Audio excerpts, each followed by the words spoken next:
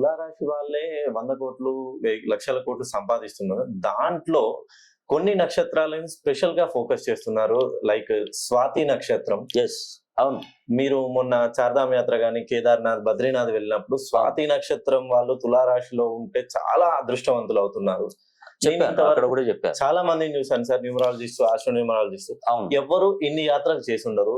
ఈ యాత్రల వెనుక దాగి ఉన్న రహస్యం ఏంటి సార్? వాస్తవానికి నేను చెప్పేది ఏంటంటే, మనకు ఈ స్వయంభూ వెలిసినటువంటి క్షేత్రాలు ఉంటాయి. ఓకే. అది ఎంతో శక్తివంతమైన అండి. కొన్ని కొన్ని వేల సంవత్సరాల క్రితమే అవి స్వయంభూగా వెలిసి ఉంటాయి. నిజంగా మీరు ఎప్పుడైనా చార్ధామ్ యాత్రలో కేదార్నాథ్ ఎప్పుడైనా వెళ్ళారా? లేదు సార్. ఒక్కసారి వెళ్ళండి. నిజంగా మీరు అక్కడికి వెళ్ళి వచ్చిన తర్వాత మీ జీవితం ఖచ్చితంగా మార్పు చెందుతుంది. మంచి జరుగుతుంది. ఎందుకంటే అక్కడ ఉన్నటువంటి స్థల పురాణం గొప్పది. అక్కడ కనుక మన పాదాలు కనుక మనం మోపినట్టయితే అక్కడ ఉన్నటువంటి దివ్య శక్తులను సంగ్రహిస్తాను. ఇప్పుడు నేను ఒకటే చెప్తున్నాను, ఆ భగవంతుడు సాక్షిగా చెప్తున్నాను. నేను చెప్తున్నా నిజమండి ఇది. ఇన్ని క్షేత్రాలు తిరగడానికి కారణం ఏంటో తెలుసా? నేను అత్యంత శక్తివంతుణ్ణి అయితే నేను ఇచ్చే కరెక్షన్ ద్వారానైనా మీరు బాగుపడతారు. ఇంకోటి ఏంటంటే స్వార్థ గుణం ఉండకూడదు, దయాగుణం ఉండాలి. ఎవరిని మనం కించపరచొద్దు, ఎవరిని కించపరిచినట్టు మాట్లాడకూడదు. స్వార్థంగా రహితంగా ఉండాలి. స్వార్థం ఉండకూడదు మనిషికి.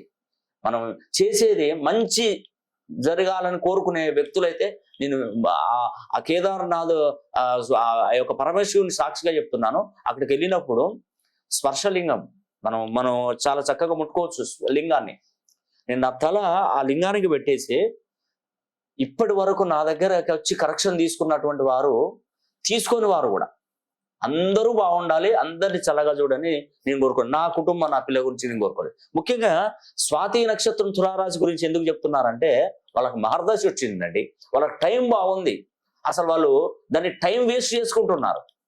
వాళ్ళ పేరు ఎలా సంఖ్యాబలంలో ఉంది, ఎన్ని డిగ్రీస్లో ఉంది, వాళ్ళు ఈ తులారాశిలో పుట్టినవారు, స్వాతి నక్షత్రంలో పుట్టినవారు ఇంటికి మొదటి తృతీయ సంతానం కాకూడదు, తూర్పు దిక్కున ఉండకూడదు.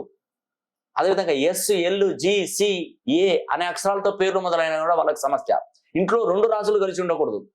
ఇలాంటి సమస్యలు కనుక ఉన్నాయైతే మనం ఏం చేసినా సక్సెస్ కు చాలా తక్కువగా దగ్గరగా వచ్చి మిస్ అయిపోతుంటాయి. అందుకే చెప్తున్నాను, వీటన్నిటి నుండి బయటపడే శక్తి అనేది కూడా తులారాశి వారికి ఉంది ఖచ్చితంగా. అది స్వాతి నక్షత్రం స్పెసిఫిక్ గా.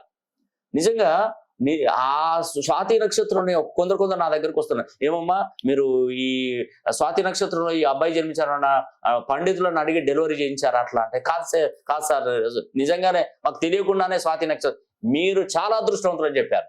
నిజంగా స్వాతి నక్షత్రంలో ఎవరైనా ప్రపంచంలో ఏ మూలకున్న ఒకసారి నన్ను సంప్రదించారు.